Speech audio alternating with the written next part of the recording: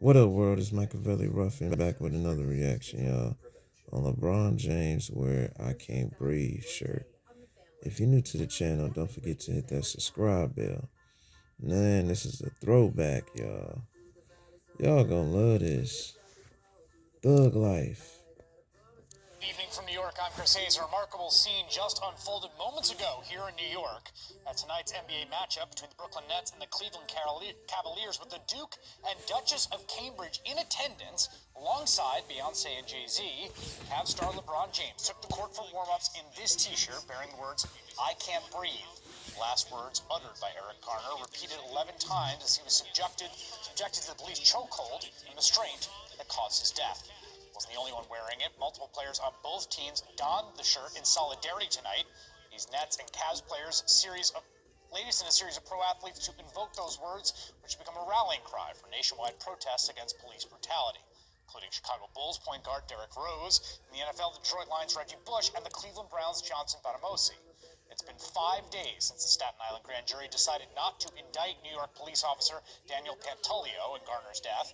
Tonight marks the 6th consecutive nights of protests all over New York City, including right outside the Barclays Center in Brooklyn, where the Nets-Cavs game is underway right now with the royal couple inside. Today, some members of the New York City Council publicly joined the protest, with some even staging a die-in and blocking traffic outside City Hall.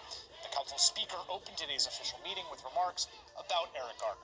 New York State Attorney General Eric Schneiderman is now calling for cases like Garner's involving civilian deaths at the hands of police to be investigated by his office instead of by local prosecutors, in hopes of avoiding conflicts of interest. And a jaw-dropping report from the New York Daily News appears to support the sense shared by many that something is broken in the way the criminal justice system handles these cases.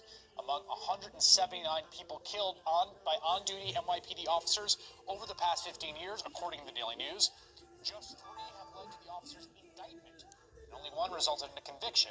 That officer was not sentenced to any jail time. And that is just what's happening here in New York. In Cleveland, where LeBron James now plays, not far from the Akron, Ohio, where he grew up, the fallout continues from the death of Tamir Rice, the 12-year-old boy fatally shot by Cleveland police while holding an airsoft pellet gun on November 22nd.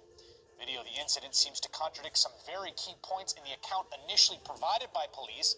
And today, Tamir Rice's mother, Samario, spoke out for the first time, telling NBC News she wants justice for her son. All the parties should be accountable for my son' death. All the parties. Every single one of them. Me and my family would be satisfied with both of the officers being convicted. That will bring me justice. Cleveland officials have said the case will go before yet another grand jury. The Rice family filed a wrongful death suit Friday against the officer who fired the shot, his partner, and the city of Cleveland.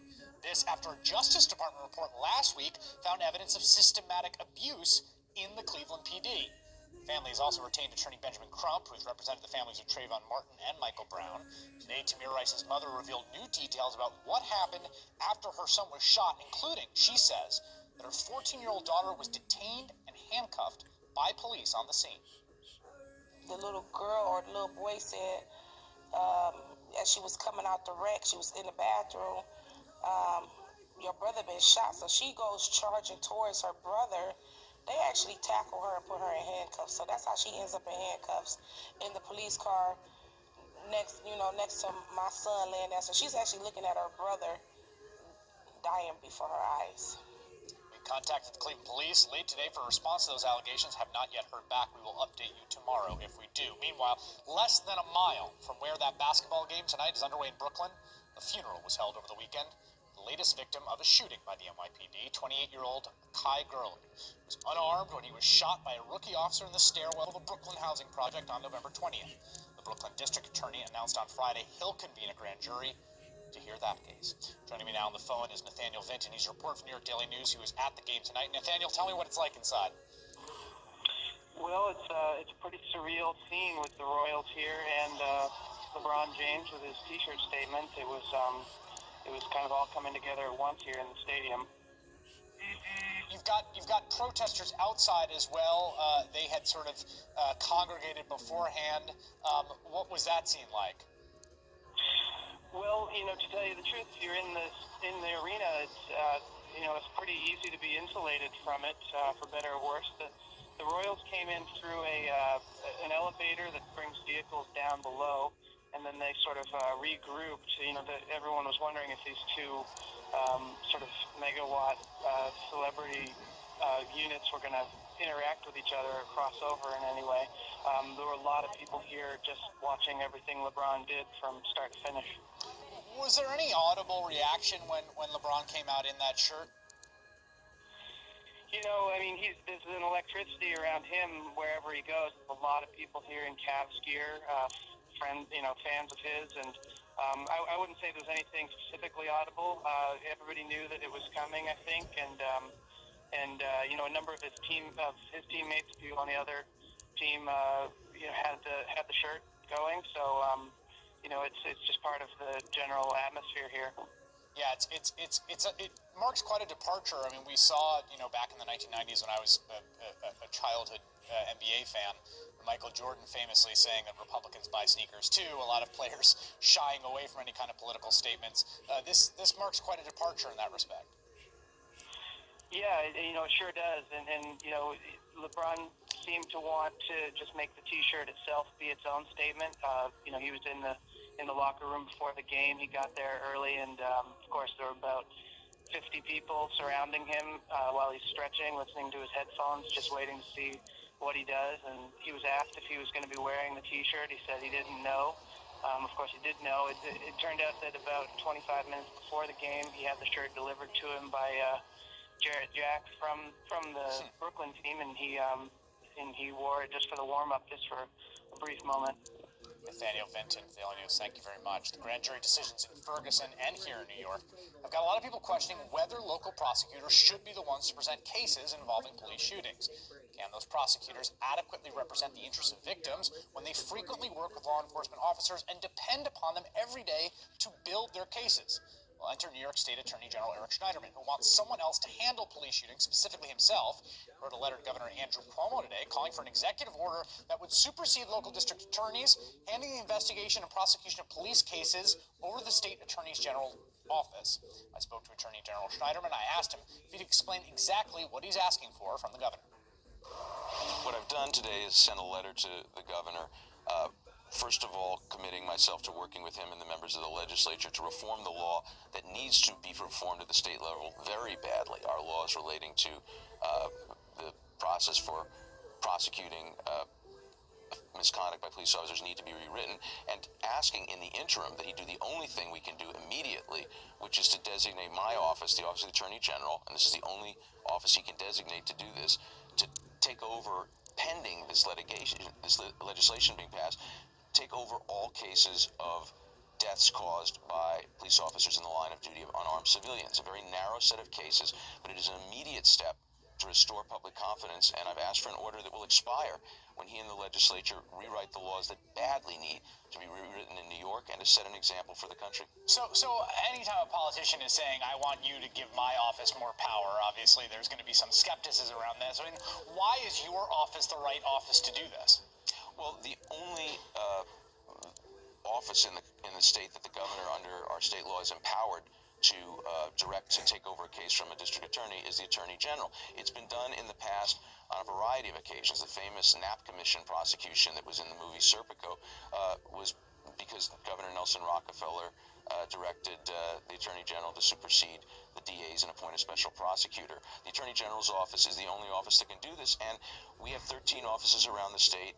We can certainly provide people to work on a case that do not have direct contact or need to have further contact with the local police department at issue. It's just a common sense approach. I am answerable to the people of the state in all the counties, and I think the public confidence is shot in the ability of our local DAs, who do a great job, by the way, and I don't think that there is the reality of bias to the degree that which a lot of people are contending, but the public perception has created this wedge between people and the police, and it's very dangerous to have the people of a city or a state feel that they can't trust the police. They have to come forward as witnesses. They have to trust their police officers. The NYPD is a great department. We have a great commissioner making reforms. But all across America, people are asking the question, how do we ensure that there's an independent arbiter? when there are accusations of something as serious as death caused by a police officer acting in the line of duty. And I think this is just a step towards restoring confidence. Felix Frankfurter famously said, justice must satisfy the perception of justice, and this is an effort to restore that. Knowing what you know now, given the result that came out of that Staten Island grand jury under the office of Dan Donovan, should the governor have taken this step before the grand jury was impaneled in Staten Island? Well, I don't want to second guess that. One of the things that needs to be addressed in New York and in some other states as well is the completely opaque grand jury process. We have some of the toughest laws in the country on making it impossible for anyone to know what goes on in a grand jury. And that, I think anyone who says I think Dan Donovan did or didn't do a proper job, they can't know because they get access to the information. As we saw in Missouri, other states have different laws.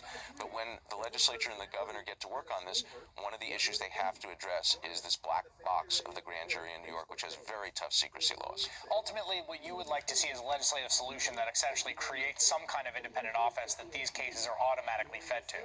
Well, it has to deal with the law that is in several different areas. If Dan Donovan had gone to a court in New York and said, you know what, the appearance of impropriety here, I just want to create the right impression and keep public confidence, Judge, would you please appoint another DA or another person to prosecute? He would have been turned down under the current law in the state of New York. We have to have a safety valve in these situations. Under current law, the only office that the governor can direct to take this action is my office. These are not cases that anyone looks forward to having, but we are prepared to be a part of that solution. And also, by taking this step, we think that it will send a message to the legislature that we're all serious about this, and we're not going to put up with inaction in the upcoming legislative session. New York Attorney General Eric Schneiderman, great thanks. Last week, Rolling Stone apologized to its readers for its flawed reporting and its bombshell report of rape allegations at the University of Virginia. Now, the ugly backlash against the accuser has begun. That's ahead. Yeah, y'all. I want to say RIP to Eric Gardner, man. Smash that like button for Eric Gardner, y'all. Smash that like button for Eric Gardner. You know what I'm saying? Man, that was a tragic, man, throwback, y'all. You know, like I say, all I got left is the hat, from, the situation. I'm still representing that hat. You feel me? But yeah, shout out to LeBron for rocking the shirt. The day of the incident. I mean, the day after that incident. Even though it's a throwback, you know what I'm saying, that was a good cause that LeBron did. So shout out to LeBron for representing Eric. You feel me? I mean, because that cop was bogus as a bitch. He didn't have to do that to Eric, bro. Had his arm around his fucking neck, bro. That shit was shiesty. That's why I say shit like that still be going on to this day. That's why we still need justice. You feel me? Smash that like button. That we need justice. You feel me? We need justice. You know what I'm saying? But like I said, y'all, RIP again to Eric Gardner.